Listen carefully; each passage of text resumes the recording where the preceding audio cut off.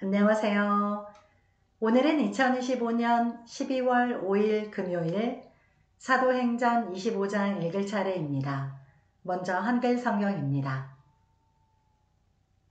사도행전 25장 바울이 가이사에게 상소하다.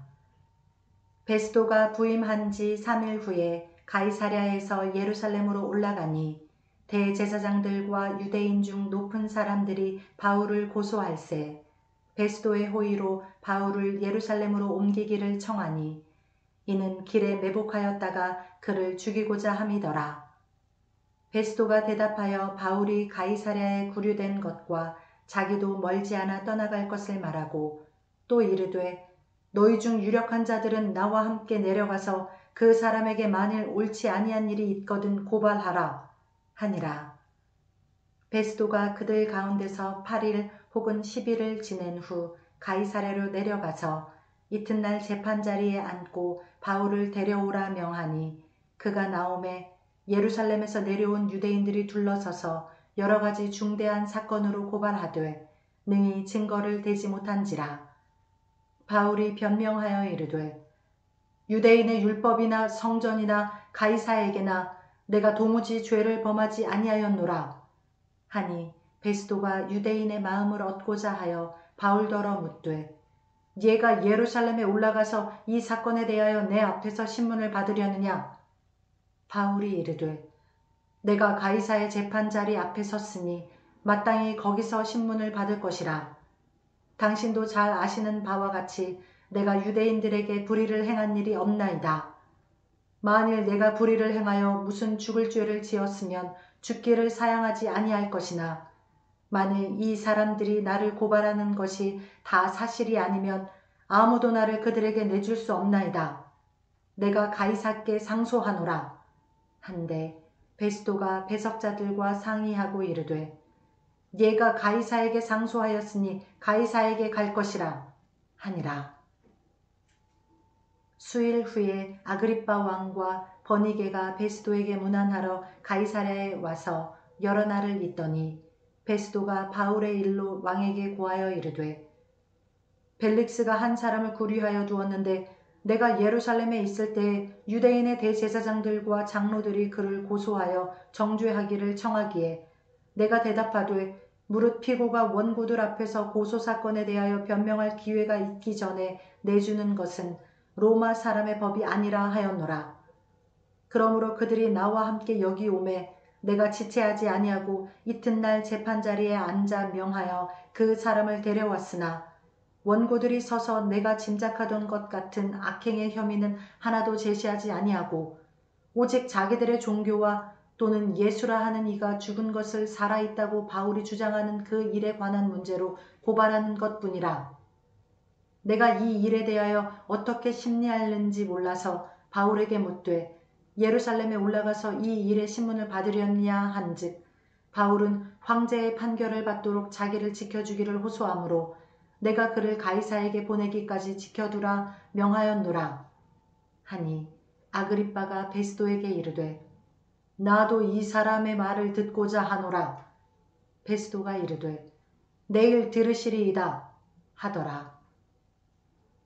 이튿날 아그리빠와 버니게가 크게 위엄을 갖추고 와서 천부장들과 시중의 높은 사람들과 함께 접견 장소에 들어오고 베스도의 명으로 바울을 데려오니 베스도가 말하되 아그리빠 왕과 여기 같이 있는 여러분이여 당신들이 보는 이 사람은 유대의 모든 무리가 크게 외치되 살려두지 못할 사람이라고 하여 예루살렘에서와 여기서도 내게 청원하였으나 내가 살피건대 죽일 죄를 범한 일이 없더이다.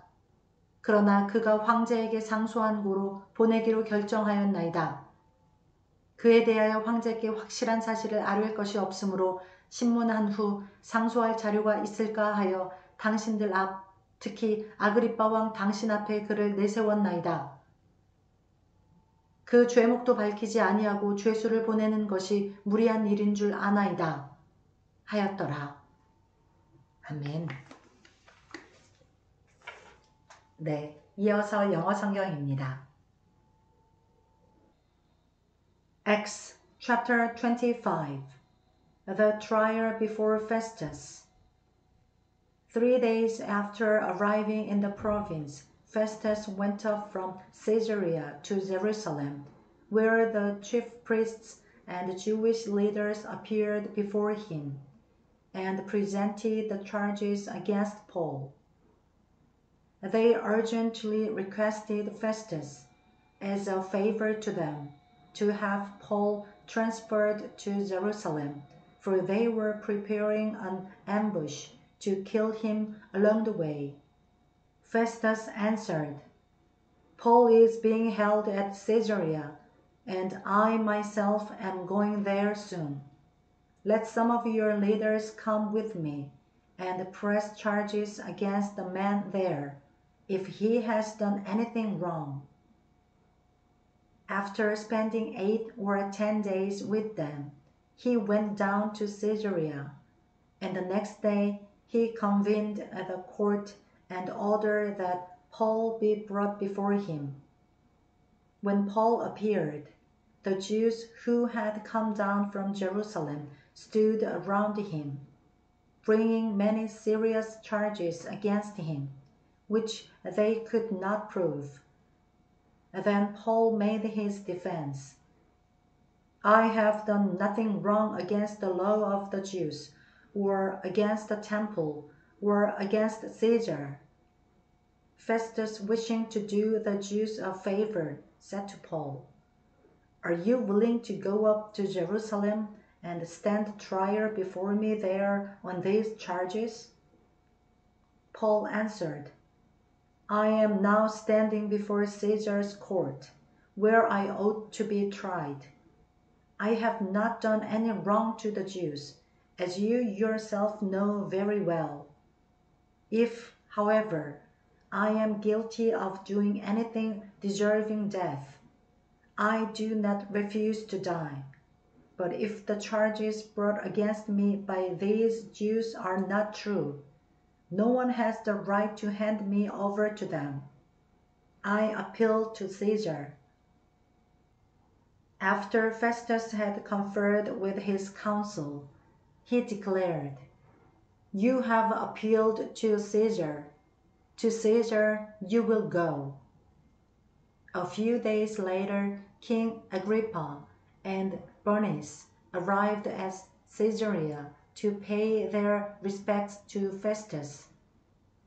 Since they were spending many days there, Festus discussed Paul's case with the king. He said, "There is a man here whom Felix left as a prisoner.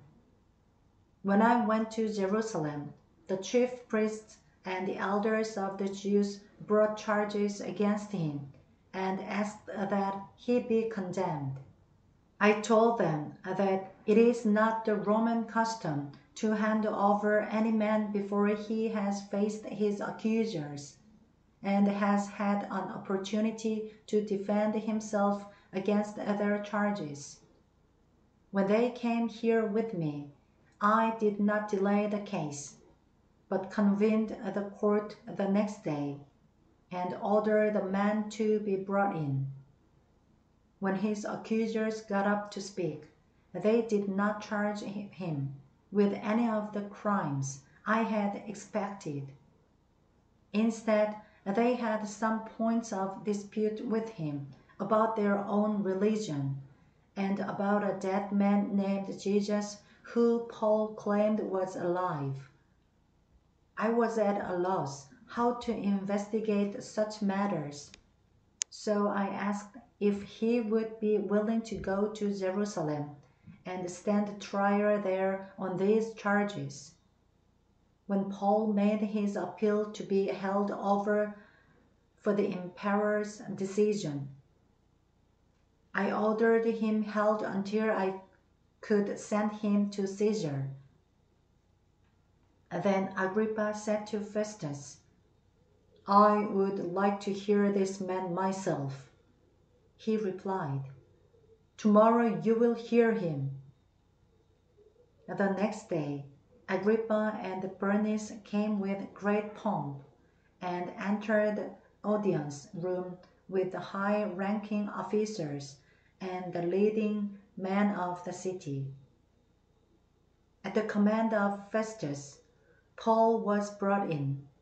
Festus said, King Agrippa, and all who are present with us, you see this man. The whole Jewish community has petitioned me about him in Jerusalem and here in Caesarea, shouting that he ought not to live any longer. I found he had done nothing deserving of death, but because he made his appeal to the emperor, I decided to send him to Rome. But I have nothing definite to write to His Majesty about him. Therefore, I have brought him before all of you, and especially before you, King Agrippa, so that as a result of this investigation, I may have something to write. For I think it is unreasonable to send on a prisoner without specifying the charges against him. Amen. 네, 이어서 일본어 성경입니다. 使徒の働き第25章。フェストゥスは属州に到着すると、3日後にカイサリアからエルサレムに登った。すると祭司長たちとユダヤ人の主だった者たちがパウロのことを告訴した。そしてパウロの件で自分たちに好意を示し、彼をエルサレムに呼び寄せていただきたいと、フェストゥスに懇願した。待ち伏せして途中でパウロを殺そうとしていたのである。しかし、フェストゥスは、パウロはカイサリアに監禁されているし、自分も間もなく出発する予定であると答え、その男に何か問題があるなら、お前たちの中の有力者たちが私と一緒に下っていて、彼を訴えればよいと言った。フェストゥスは彼らのところに8日か10日ほど滞在しただけでカイサリアに下り、翌日裁判の席についてパウロの出廷を命じた。パウロが現れるとエルサレムから下ってきたユダヤ人たちは彼を取り囲んで立ち、多くの重い罪状を申し立てた。しかし、それを立証することはできなかった。パウロは、私はユダヤ人の律法に対しても、宮に対しても、カエサルに対しても、何の罪も犯してはいません。と弁明した。ところが、ユダヤ人たちの期限を取ろうとしたフェストゥスはパウロに向かって、お前はエルサレムに登り、そこでこれらの件について私の前で裁判を受けることを望むかと尋ねた。するとパウロは言った。私はカエサルの法廷に立っているのですから、ここで裁判を受けるのが当然です。閣下もよくご存知の通り、私はユダヤ人たちに何も悪いことをしていません。もし私が悪いことをし、死に値する何かをしたのなら、私は死を免れようとは思いません。しかし、この人たちが訴えていることに何の根拠もないとすれば、誰も私を彼らに引き渡すことはできません。私はカエサルに上訴します。そこでフェストゥスは陪席の者たちと協議した上でこう答えた。お前はカエサルに上訴したのだから、カエサルのもとに行くことになる。数日経って、アグリッパ王とベルニケがフェストゥスに敬意を称するためにカイサリアに来た。二人がそこに何日も滞在していたので、フェストゥスはパウロの剣を王に持ち出して次のように言った。フェリクスが囚人として残していった男が一人います。私がエルサレムに行ったとき、祭司長たちとユダヤ人の長老たちがその男のことを私に訴え出て、罪に定めるよう求めました。そこで私は彼らにこう答えました。訴えられている者が告発する者たちの面前で訴えについて弁明する機会が与えられずに引き渡されるということはローマ人の慣習にはない。それで訴える者たちが共にこちらに来たので、私は時を移さず、その翌日に裁判の席についてその男を出廷させました。告発者たちは立ち上がりましたが、彼について私が予測していたような犯罪についての告発理由は何一つ申し立てませんでした。ただ彼と言い争っている点は、彼ら自身の宗教に関すること、また死んでしまったイエスというもののことで、そのイエスが生きているとパウロは主張しているのです。このような問題をどう取り調べたらよいか、私には見当がつかないので、彼にエルサレムに行き、そこでこの件について裁判を受けたいかと尋ねました。するとパウロは皇帝の判決を受けるまで保護してほしいと訴えたので、彼をカエサルのもとに送るときまで保護しておくように命じました。アグリッパがフェストゥスに、私もその男の話を聞いてみたいものです。と言ったので、フェストゥスは、では明日お聞きください。と言った。翌日、アグリッパとベルニケは大いに異議を正して到着し、千人隊長たちや町の有力者たちと共に謁見室に入った。そしてフェストゥスが命じるとパウロが連れてこられた。フェストゥスは言った。アグリパ王、並びにご列席の皆さん、このものをご覧ください。多くのユダヤ人たちが皆、エルサレムでもここでも、もはや生かしておくべきではないと叫び、私に訴えてきたのはこのものです。私の理解するところでは、彼は死罪にあたることは何一つしていません。ただ彼自身が皇帝に上奏したので、私は彼を送ることに決めました。ところが彼について我が君に書き送るべき確かな事柄が何もありません。それで皆さんの前に分けてもアグリッパ王、あなたの前に彼を引き出しました。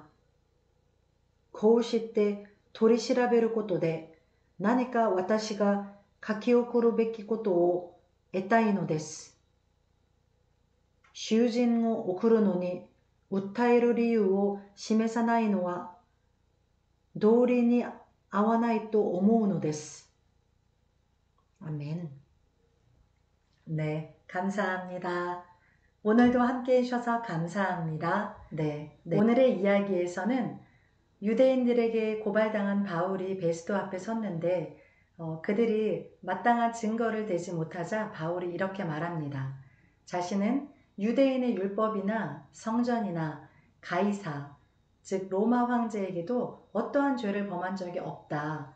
그러나 자기가 무슨 죄를 범한 것이 있거나 죽을 죄를 지은 게 있다면 내가 죽는 것을 사양하지 않겠다라고 말합니다. 그러면서 자신이 직접 로마 황제인 가이사에게 상소하겠다라고 말합니다. 오늘의 일본어 한마디는 바울이 자신은 유대인들에게 불의를 행한 적이 없다라고 말을 하는데요. 불의를 일본어 성경에서는 불의라는 한자를 쓰지 않았고 악할 악자를 써서 와루이 고토라고 말하고 있습니다. 그래서 불의를 일본어 성경에서는 와루이 고토, 나쁜 일 혹은 악한 일이라고 할 수 있겠습니다. 그래서 바울이 이렇게 이야기합니다. 나니모 와루이 고토 시테 이마생.